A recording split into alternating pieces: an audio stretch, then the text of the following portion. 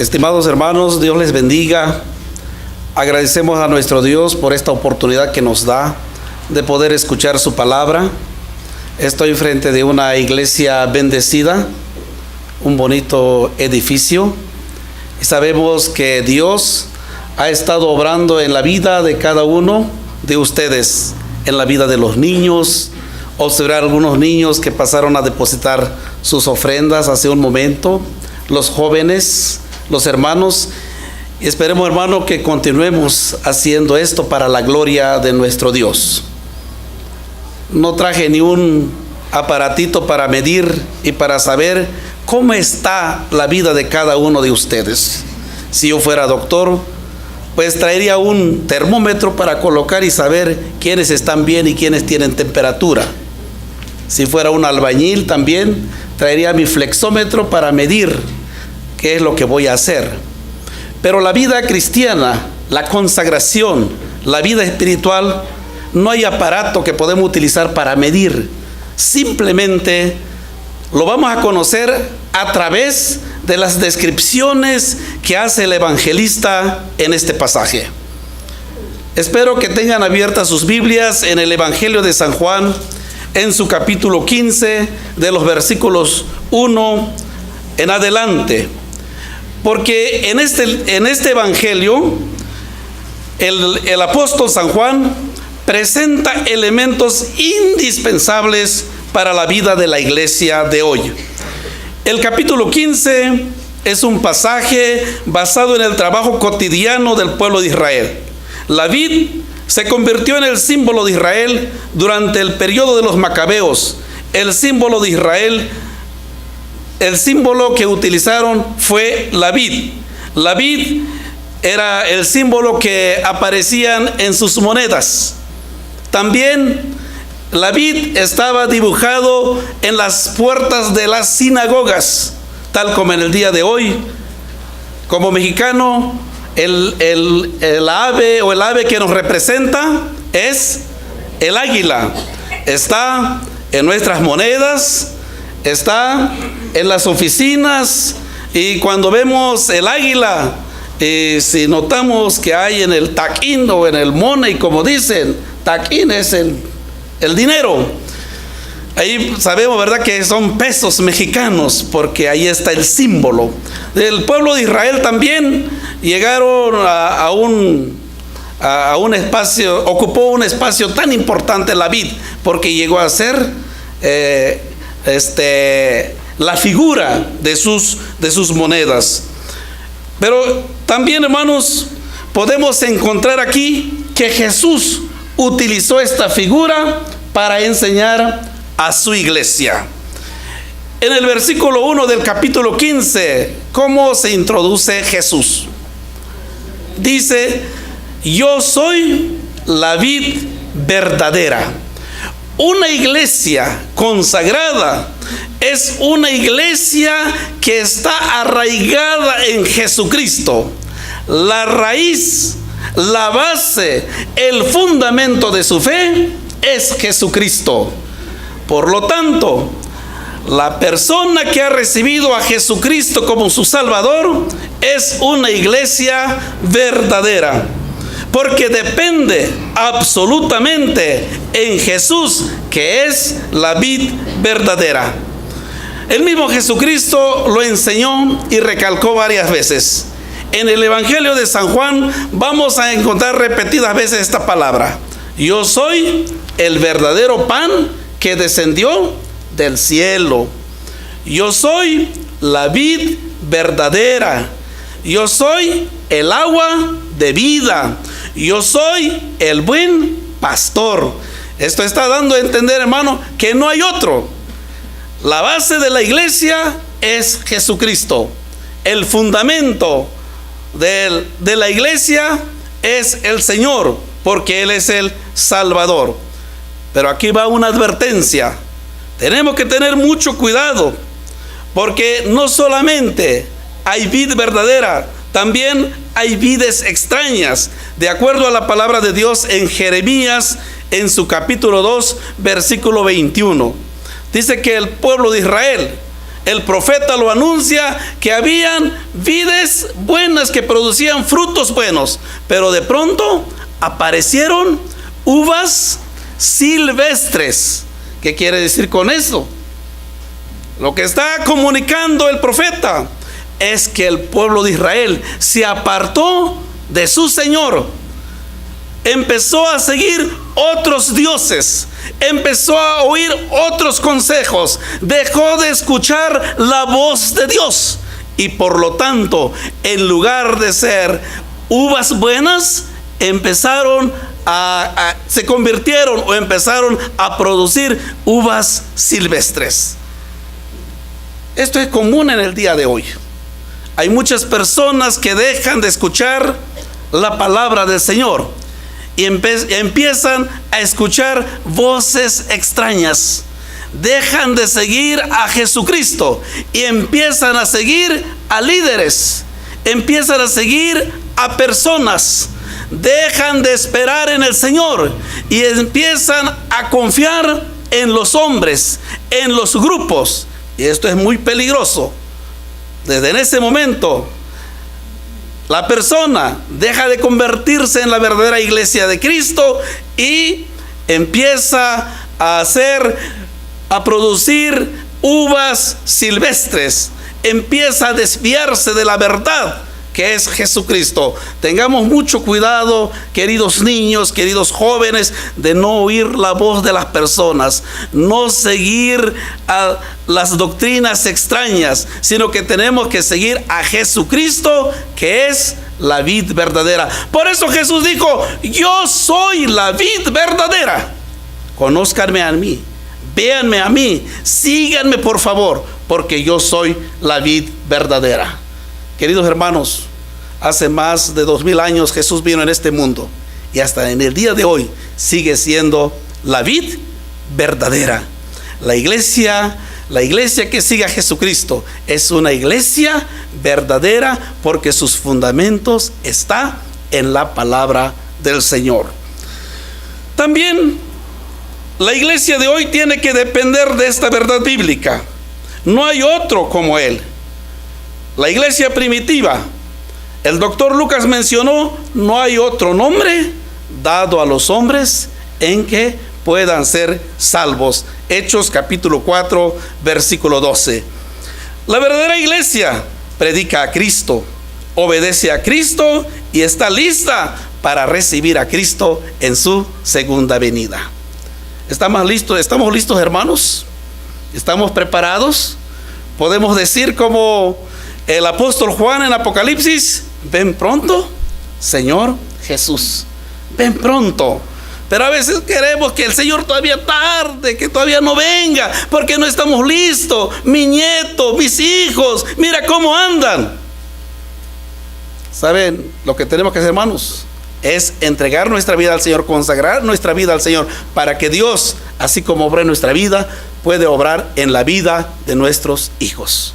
Que esta iglesia siga siendo una iglesia para bendecir la vida de sus familias y para bendecir nuestro país.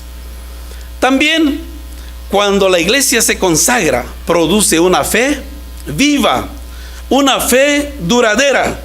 En el mismo evangelio donde estamos leyendo, vamos un poquito adelante, en su versículo, en San Juan, capítulo 15, allí podemos encontrar lo que dice el Señor: permaneced en mí y yo en vosotros. Y esto es muy importante, lo que el evangelista está señalando. En el versículo 4 dice: como el pámpano no puede llevar fruto por sí mismo si no permanece. La palabra permanecer quiere decir estar siempre en comunión con el Señor, estar siempre consagrándose para el Señor. Tenemos que, nuestra fe, queridos hermanos, tiene que crecer.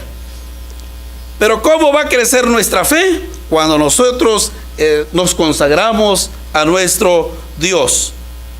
Cuando el pueblo de Israel se apartó de Dios, sufrió grandes consecuencias. ¿Cuánto tiempo el pueblo de Israel estuvo sufriendo por causa de su desobediencia en Egipto? 400 años. ¿Y cuántos años estuvo en el desierto? 40 años. 440 años simplemente por desobedecer la palabra del Señor. Y muchos ya no volvieron, ya no entraron a la tierra prometida. Solamente entraron los jóvenes, los de 20 años para abajo. Los que desobedecieron a Dios, todos fueron muertos en el desierto. También una persona en el Nuevo Testamento que estuvo dentro del grupo de los 12. ¿Cómo se llama este personaje? Judas estuvo dentro de los 12, pero solamente por separarse de la vid, por apartarse de Jesucristo y por traicionar a su maestro, sufrió, murió. Y esto es lo que está diciendo el Señor Jesús aquí: permaneced en mí y yo en vosotros. Como el pámpano, dice, no puede llevar fruto si no permanece en la vid, porque separados de mí nada podéis hacer. Parece sencilla esa palabra, hermanos. Lo repetimos varias veces, ¿verdad? Porque separados de mí nada podéis hacer. Separarse es no venir a la iglesia. Separarse es no participar en la femenil. No. Separarse es alejarse del Señor. Es descuidar totalmente nuestra comunión con nuestro Dios. Porque cuando estamos en comunión con el Señor, hermano, nos vamos a tener un compromiso.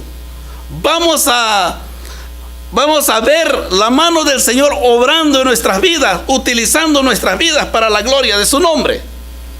Por eso las personas que se separaron del Señor, si analizamos a través de esta historia que les he mencionado, el pueblo se separó de su Dios, murió.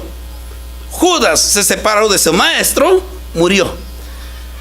Ancianos que han renunciado a su ministerio, ¿creen que vuelve, hermano? Hay hermanos que renuncian. Estábamos esperando que vuelve y que vuelve. A veces ya no vuelven. Diáconos, miembros de la iglesia que se alejan de la iglesia. Jóvenes que se alejan de su vida cristiana.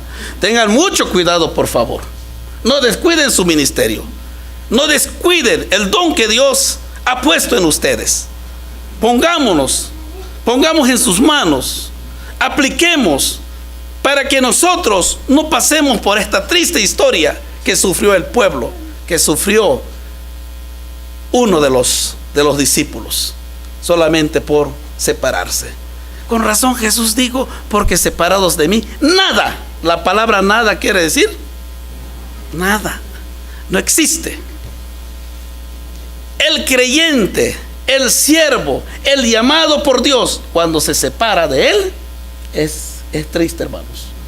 Agradecemos a nuestro Dios porque su misericordia y su fidelidad está con nosotros, y que Él con su gracia, con su misericordia, siga obrando en la vida de esta iglesia.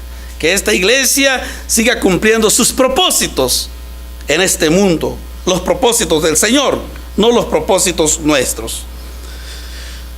También hemos visto que cuando las personas se alejan del Señor, llegan a traicionar a su maestro. Pero traicionarlo, las personas se levantan. Pero el que traiciona es muy peligroso. La iglesia tiene que permanecer en Dios. Gracias a Dios, si tienes mucha capacidad teológica, si tienes dones bien desarrollados, si tienes mucha antigüedad en el ministerio o aquí en la iglesia, gracias a Él. Pero esto debes recordar: no debes depender de todo esto, sino que nunca intentes, por favor, nunca intentes depender de todo esto, sino que depende siempre en Dios. Hay personas que tienen muchas capacidades, muchos dones desarrollados, pero por favor, denle gracias a Dios por todo eso. Pero tenga mucho cuidado, no depender de eso, sino que depender en Dios. Porque separados de mí, nada podéis hacer. Queridos hermanos, Dios espera una fe verdadera como los grandes héroes mencionados en Hebreos capítulo 11. ¿Cómo dice, hermano? Recordémonos de los personajes. Como Abraham dice, por su fe fue considerado amigo de Dios. Esperamos que por la fe de la iglesia Dios es amor, sea una iglesia bendecida, sea una iglesia fructífera, porque eso es lo que espera el Señor. En el evangelio donde estamos considerando, en el versículo 2 dice: todo pámpano que en mí no lleva fruto, ¿qué va a hacer el Señor, hermanos? Lo quitará. Y todo aquel que lleva fruto, lo limpiará para que lleve más fruto. Esto es muy importante y vamos a considerar, porque lo que espera el Señor en su iglesia, hermano, es que demos fruto. Quiero reconocer en este momento lo que Dios ha hecho en la vida de esta iglesia, pero déjenme decirles que no es suficiente. Dios quiere que demos más fruto. Tenemos que hacer y dar más para la gloria de nuestro Dios. Si hemos ayudado, tenemos que ayudar más. Si hemos ofrendado para levantar obras, tenemos que ofrendar más. Si hemos entregado nuestras vidas, tenemos que decir: Señor, aquí está toda mi vida, aquí está mi familia, aquí está mi tiempo. Porque Dios no se conforma de que nosotros hagamos algo sencillito. Si analizamos bien lo que está diciendo el evangelista, el gajo o la rama que va a cortar no es porque no da frutos, simplemente porque da pocos frutos. ¿Y qué es lo que tiene que hacer el labrador, que es Dios? Dice que lo tiene que quitar. Hermanos, a veces podemos dar más, podemos cantar mejor, pero no queremos hacerlo. Podemos orar más, pero no queremos orar. Podemos hacer cosas buenas para la gloria del Señor, pero a veces no tenemos tiempo. Y allí la exhortación del Señor cuando dice que nosotros tenemos que ser limpiados para que demos más fruto. Qué bonito, ¿verdad? La palabra limpiar. ¿Saben cómo nos limpia el Señor, hermanos? Quiero mencionar 4 partes muy importantes. ¿Cómo nos limpia el Señor? Número 1, dice que nos limpia a través de exhortaciones. ¿Nos gusta que nos exhorten, hermanos? No, ¿verdad? Que me exhorte mi papá, que me exhorte, pero menos un anciano, menos el pastor, menos otras personas.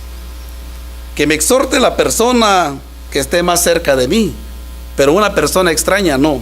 Pero dice que la iglesia va a ser limpiada por la exhortación de parte de Dios a través de su palabra. También amonestación. Hermano, lo hiciste mal. Está mal lo que estás haciendo. No es fácil decir eso, de verdad, hermano. Bueno, hermanito, pues ni modo, ya la regaste. Pero ya, ni modo, ya pasó. No digas nada, yo no digo nada. Sí, cometiste este errorcito, pero ya ni modos. ¿Estás de acuerdo? Sí. Bueno, pues ya, no digas nada. Que no sepa el consistorio.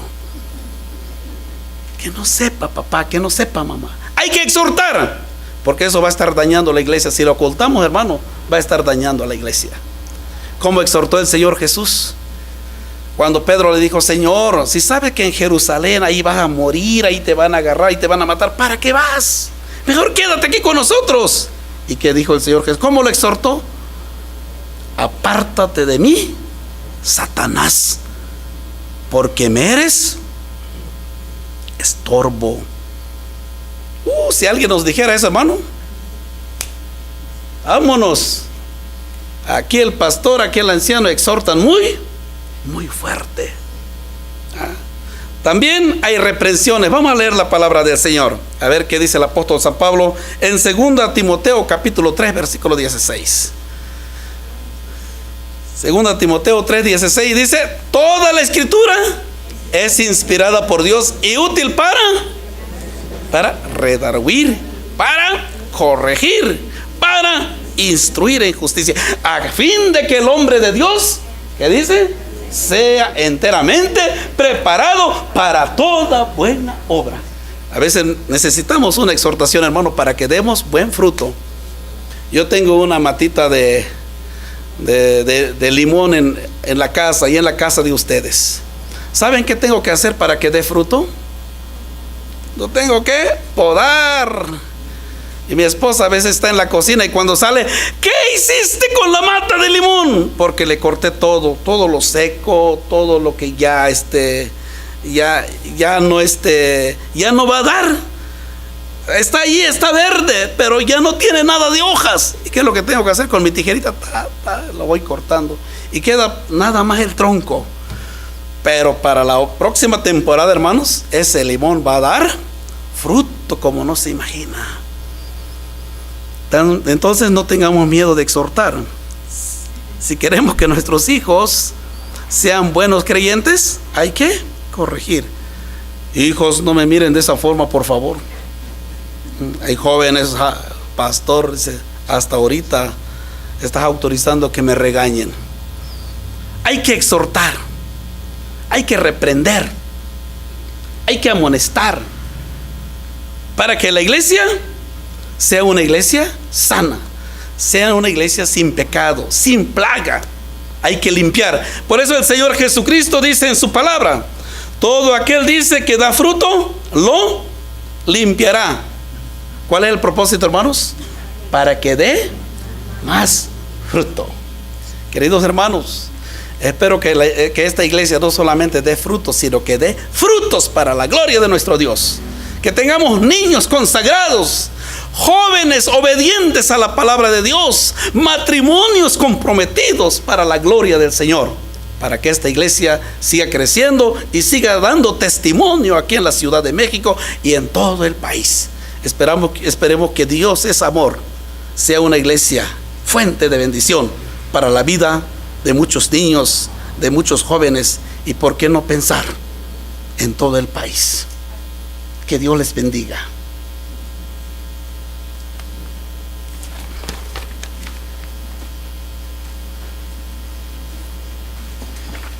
Vamos a estar de pie, hermanos. Vamos a cantar el himno 534, Yo quiero ser cual mi Jesús.